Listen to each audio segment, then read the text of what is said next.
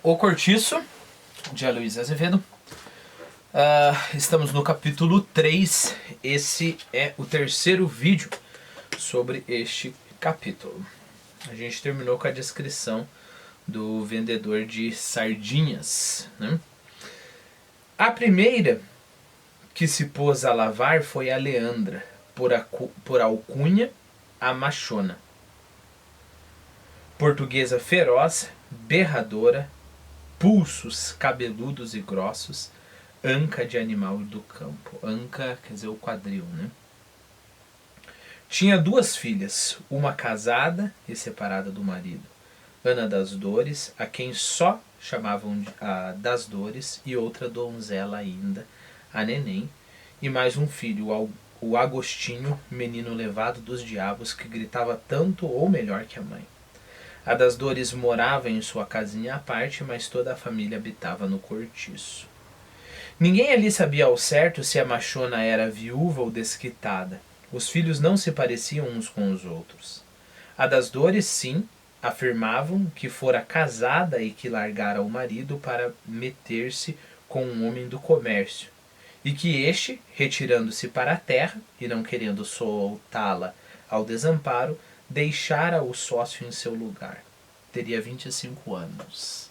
Olha a fofoca sobre a das Dores, né? Então, primeiro, ela deixou o marido dela para ir morar com esse comerciante depois se retirando-se para a terra, ou seja, aqui voltando para Portugal, né?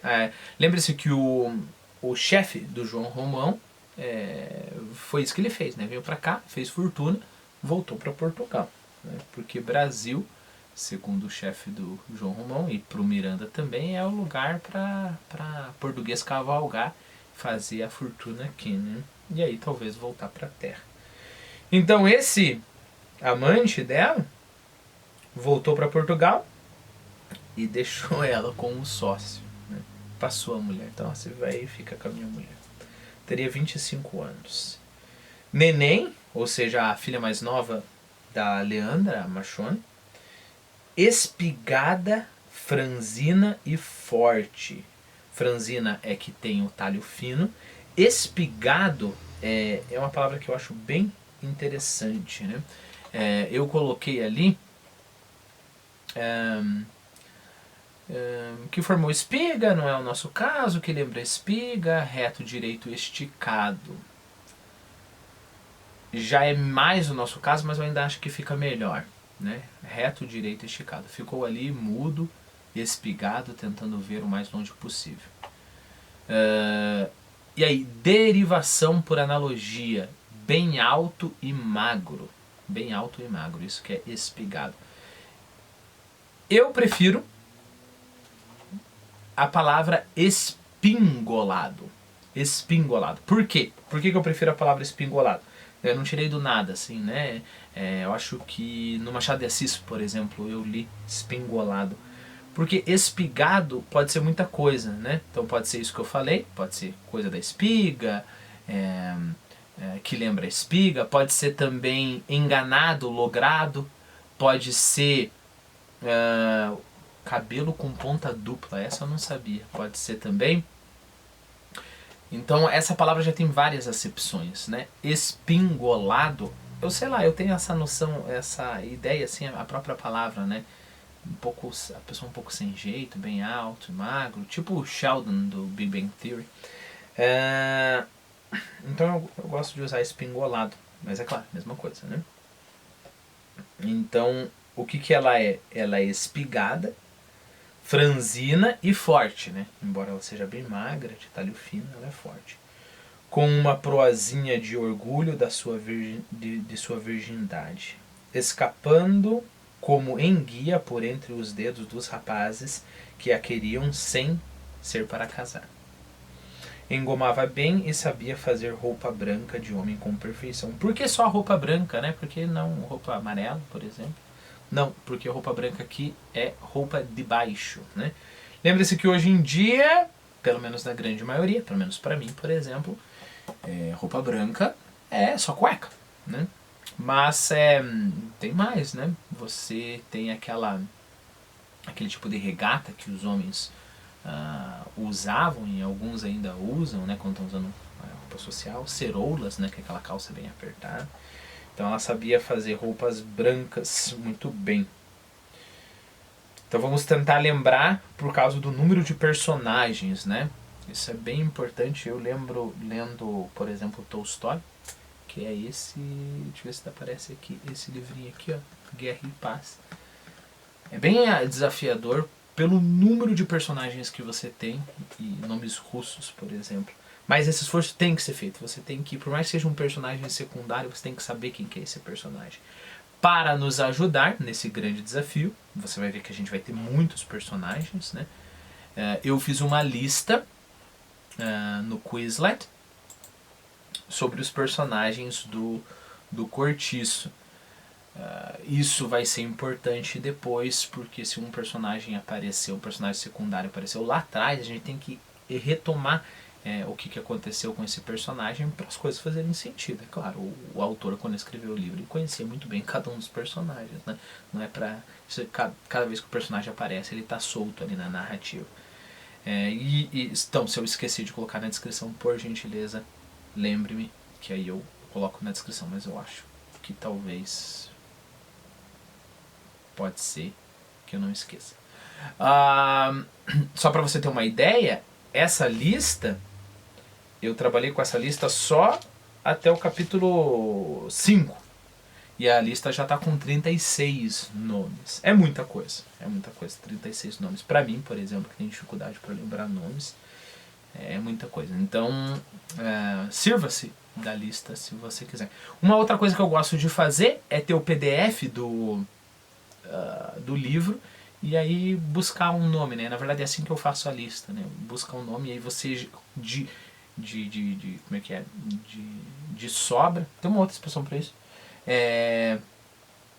Mas você ainda ganha a revisão daquela passagem do livro, né? Você deixa o livro mais vivo. Então eu gosto de fazer isso. Por exemplo, A Montanha Mágica, que é um livro que eu trabalho dando ao livro todo o tempo. Quando eu quero lembrar um personagem, eu coloco ali no PDF, volta lá 300 páginas atrás, e aí eu leio inteira a página, relembro alguns fatos e tudo mais. Bom, então vamos além do nosso Quizlet, vamos estudar aqui. Então a gente tem a machona, que é a Leandra, e aí ela tem 3 filhos. Das Dores, que foi casada, largou o cara, foi largada, né? A gente tem a Neném, virgem, 17 anos, fica escapando que nem peixe liso dos rapazes que querem relacionamento com ela para outra coisa que não é casamento. E o menino levado dos diabos, que é o Agostinho, né? Agostinho. Ok. Ao lado da Leandra foi colocar-se a sua tina, a Augusta Carne Mole. Esse é o nome da nossa colega, Augusta Carne Mole. Brasileira, branca, mulher de Alexandre, um mulato de 40 anos, soldado da polícia, pernóstico, de grande bigode preto, queixo sempre escanhoado, e um luxo de calças brancas engomadas e botões limpos na farda quando estava de serviço, né? Escanhoado, com a barba muito bem feita, né? Eu coloquei ali. Escanhoar, barbear-se com perfeição, colocando bem rente toda a barba e deixando a pele homogeneamente lisa. Pernóstico é interessante. Que é aquele que é presumido, afetado, pretensioso. Okay? Aí você tem que aquele é espevitado, repondão. A gente não quer esse significado, né? Que é aquele que gosta de empregar termos inusuais, os quais não raro desconhece. Isso é fantástico. Esse significado não é o significado que a gente quer, mas é fantástico. É um tipo de pedante específico, correto? É aquele que gosta de empregar termos inusuais, que as pessoas geralmente não usam, os quais não raro desconhece. Então você usa o termo, mas você usa de forma equivocada. Não é isso, né? O que a gente quer é o afetado, pretensioso, né? Mais pretensioso do que afetado, neste caso, né?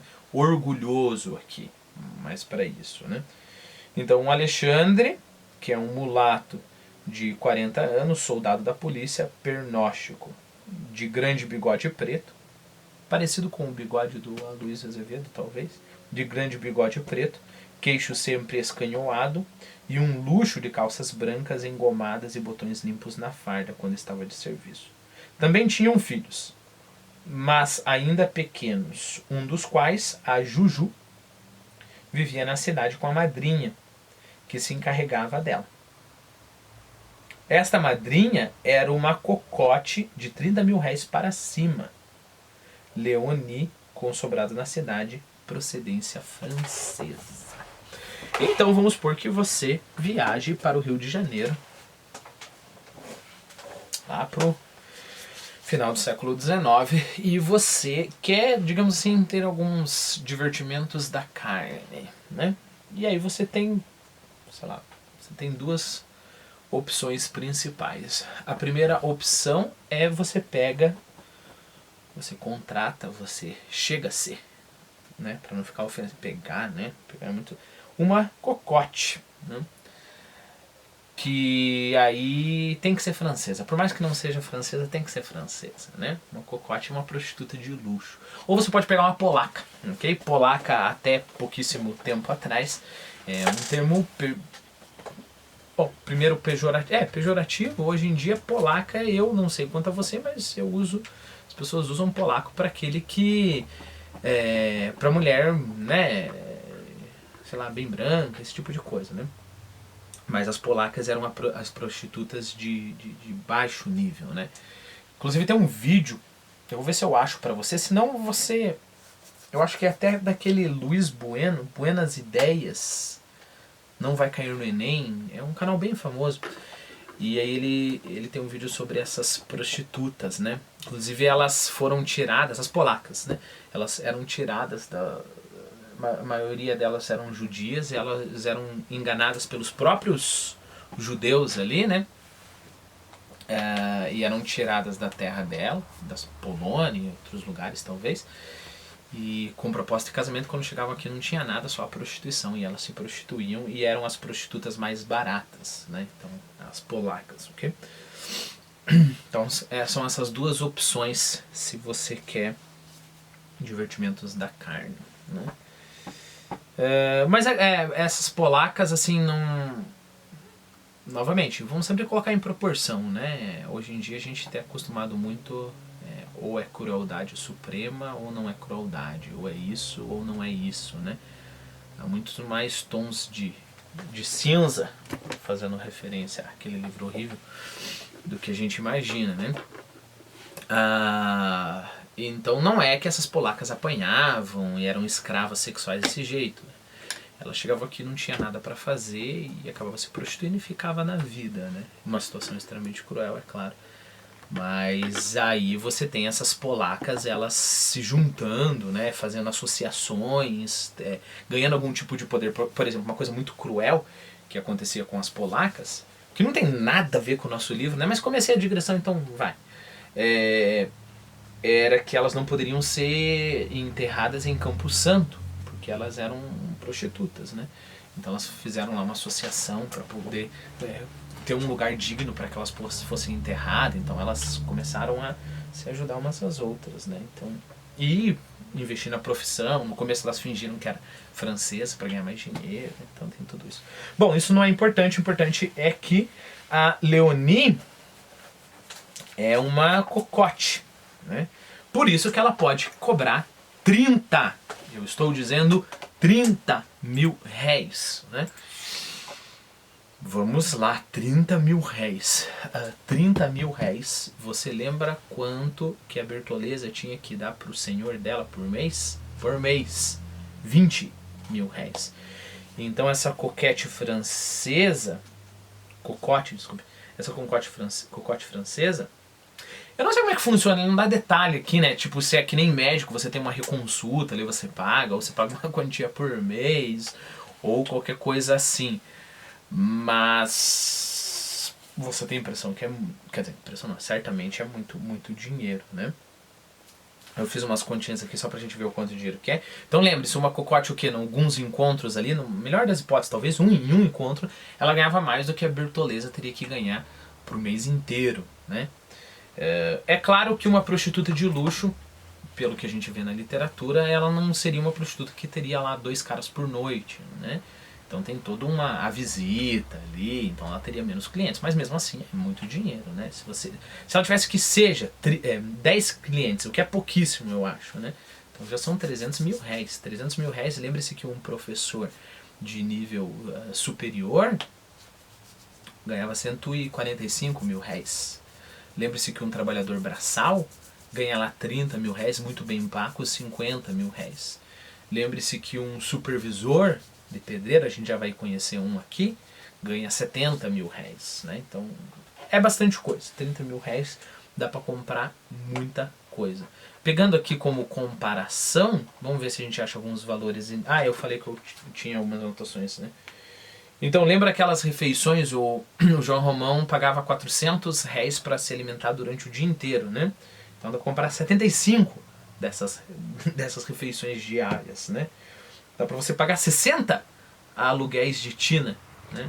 Eu não sei por que a Cocotte ia querer pagar 60 aluguéis de tina, alugar 60 tinas aquele tipo de tanque para lavar roupa, né? Mas é só uma comparação, né? O que mais que a gente tem aqui? 50 mil réis, 70 mil réis eu já falei para vocês. Sei lá, 17 mil réis, por exemplo, é o que a mãe do Manuel Bandeira pagava para a cozinheira deles, né? Provavelmente só para vir ali cozinhar, mas mesmo assim, é muito dinheiro, né? Bom, continuamos? Não vamos continuar. Então, esta madrinha era uma cocote de 30 mil réis para cima. A Leonie, com sobrado na cidade, procedência francesa.